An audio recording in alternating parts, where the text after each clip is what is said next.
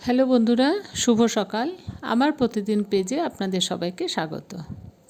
এই যে সকালবেলা উঠলাম, আমরা উঠে যেরকম চা খাই ওরম খেলাম। চা খেয়ে এবার ব্রেকফাস্ট বানাতে যাচ্ছি। তো ব্রেকফাস্ট বানাতে বানাতে আমার মনে পড়ে গেল গোরখপুরের কথা। গোরখপুরে আগে আমরা থাকতাম, এখন কলকাতাতে চলে এসেছি। তো গোরখপুরে না ঠান্ডা প্রচণ্ড পড়তো, ঠান্ডা গরম ওখানে দুটোই বেশি। তো এত শীত পড়তো ওখানে যে কুয়াশা যখন পড়তো না তখন মনে হতো যেন বৃষ্টি পড়ছে। আর এরকম হতো যে 15 দিন 10 দিন হয়তো রোদই উঠলো না।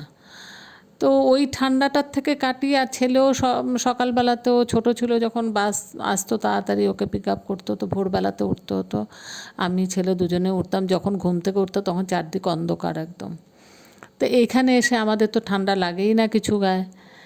তো আর জানেন, আমরা গোরখপুরে থাকতে ভাত কোনো দিন রাত্রিবেলা খাইনি, মানে নাই বলতে পারেন, খাইনি। তো রুটিই খেতাম। আমরা এবার কলকাতায় আসার পরে একটু মনে হয় যেন মাঝে মাঝে ভাত খাই। তো প্রায় দিনই রাত্রিবেলাতে ভাত বানিয়ে ফেলি। তো পুরোনো দিনের অভ্যাসটা আবার চলে এসছে।